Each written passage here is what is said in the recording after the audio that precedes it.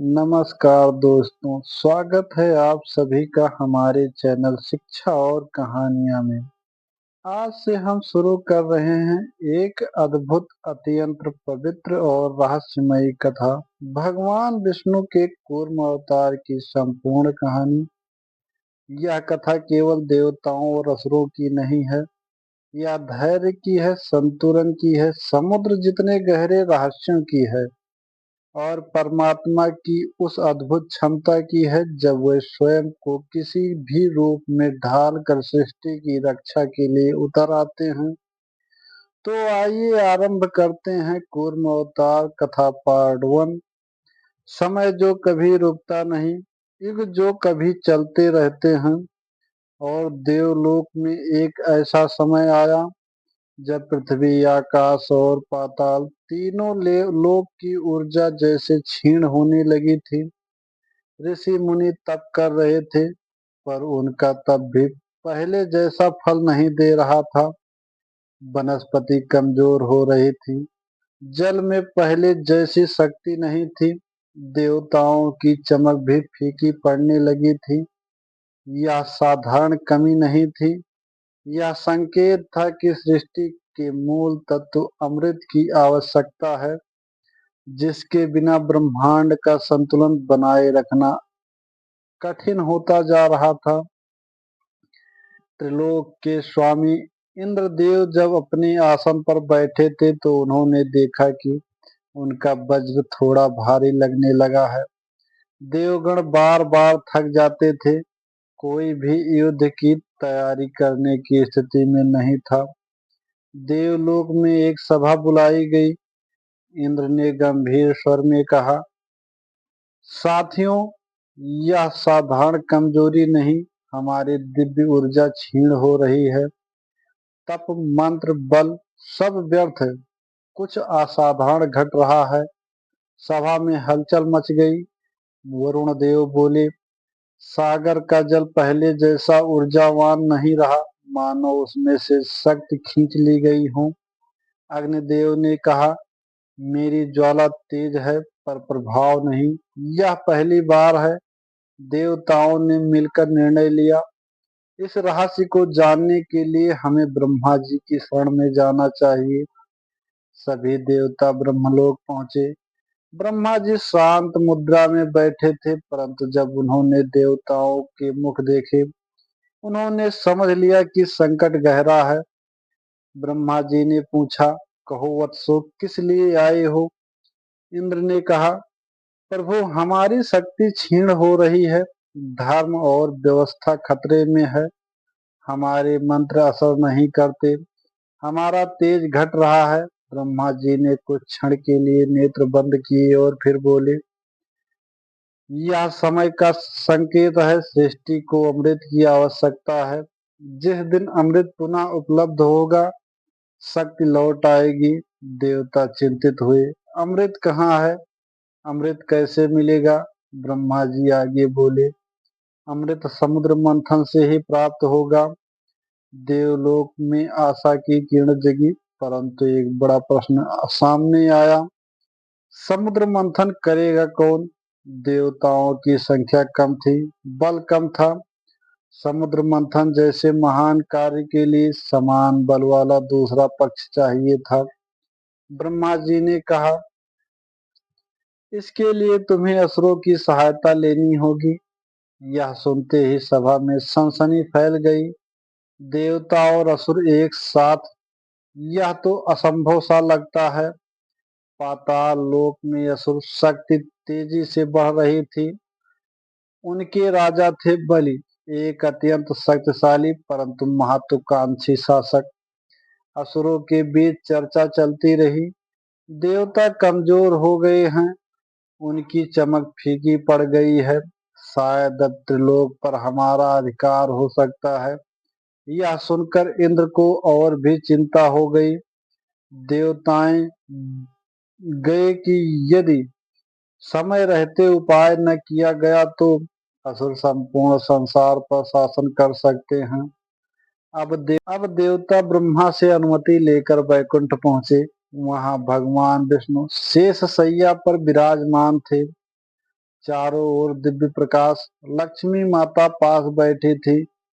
इंद्र ने पांव पकड़कर कहा, प्रभु हमारी शक्ति नष्ट हो रही है, असुर बल में बढ़ रहे हैं, सृष्टि संकट में है, हमें मार्ग दिखाइए।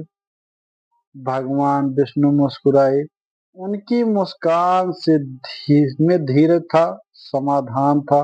उन्होंने कहा, हे देवराज, यह काल का स्वभाव है। शक्ति घटती बढ़ती रहती है, पर चिंता मत करो।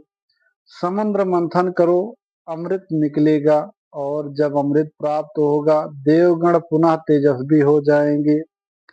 इंद्र ने पूछा, प्रभु असुरों के साथ मिलकर मंथन कैसे करें? वे तो हमें शत्रु मानते हैं। विष्णु बोले, उन्हें अमृत का भाग मिलने का वचन दो, वे तैयार हो जाएंगे। तुम्हें राजनीति से काम लेना होगा, अभिमान से नहीं। देवताओं ने सिर झुका लिया। विष्णु आगे बोले, समुद्र मंथन एक दिव्य कार्य है। इसमें पर्वत मंदरांचल रस्सी बनेंगे, वासुकी नाग का सहारा लिया जाएगा, और जब पर्वत डूबने लगेगा तब मैं स्वयं कूर्म रूप धारण कर उसे संभालूंगा। इंद्र चौंक उठे। कूर्म रूप? विष्णु मुस्कुराए। हाँ, कच्छप रूप, विशाल कछुए का अवतार। मेरी पीठ पर पर्वत टिकेगा, मैं स्वयं मंथन को संतुलित करूंगा। देवताओं की आंखों में श्रद्धा भर आई। अब देवता पाताल लोक की ओर चले। असुरों का नगर अत्यंत वैभवशाली था। लोहे की दीवारें, नीलम की गुफाएं और भयावह परंतु भव्य दृश्य। जब देवराज बल के सामने इंद्र पहुंचे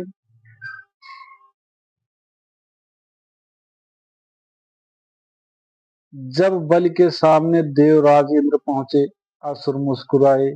देवता यहाँ और वह भी हमारी सभा में। पर इंद्र ने संयम रखते हुए कहा, हम एक महान कार्य की योजना लेकर आए हैं, जिससे दोनों पक्षों को लाभ होगा। समुद्र मंथन। असुर मुग्ध हुए, उनकी आंखों में लालच चमका। बलि ने पूछा, और बदले में हमें क्या मिलेगा? इंद्र शांत रहे। तुम्हें अमृत का समान भाग मिलेगा। सभा में कानाफूसी होने लगी। अमृत, अमृत, अविनाशी शक्ति। अंततः बलि ने कहा, ठीक है इंद्र, हम तैयार हैं, पर एक बात याद रखना, अमृत का भाग हमें भी मिलेगा। इंद्र ने हामी भर दी। हालांकि मन में उन्हें पता था कि समय आने पर विष्णु देव मार्ग दिखाएंगे। अब दोनों पक्ष, देव और असुर, एक साथ मित्र की तरह, पर भीतर शत्रुता का भाव लिए पृथ्वी पर मंदरांचल पर्वत की ओर बढ़े। मंदरांचल, वह पर्वत जिसके बिना समुद्र मंथन संभव ही नहीं था। यह पर्वत इतना विशाल था कि हिलाना भी असंभव लगता था। देवताओं ने मंत्र पढ़े, असुरों ने शक्ति लगाई, पर पर्वत हिलता ही नहीं था।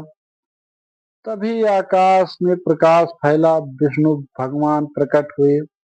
उन्होंने अपनी दिव्य शक्ति से पर्वत को हल्का कर दिया। देवता और असुर मिलकर पर्वत को खींचकर समुद्र तट पर ले आए।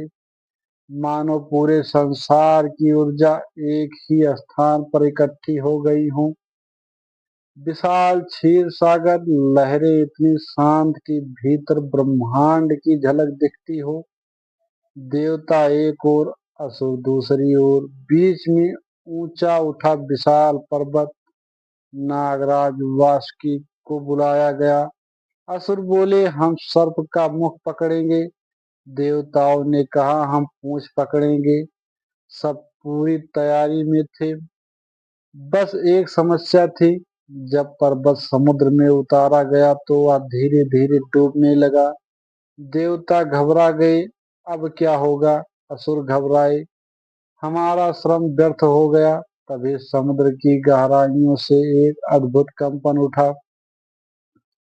पानी हिलने लगा, लहरें तेज होने लगी। चारों ओर दिव्य प्रकाश फैल गया। वह क्षण आने वाला था जिसका वचन विष्णुदेव ने दिया था। पर्वत पानी में डूब रहा था। देव असुर दोनों डर गए थे और तभी समुद्र की गहराई से एक विशाल अत्यंत दिव्य कछुआ, जो अपनी पीठ पर पर्वत को संभाल सकता था, प्रकट होने वाला था। कथा यहीं समाप्त नहीं होती। असली रोमांच अब शुरू होगा जब समुद्र मंथन में विष रत्न, लक्ष्मी, कामधेनु और अमृत एक एक कर उत्पन्न होंगे। भाग एक समाप्त। अगर आपको यह कथा पसंद आई हो तो हमारे चैनल शिक्षा और कहानियां को लाइक करें, शेयर करें और सब्सक्राइब करना ना भूलें। जय हिंद, जय भारत।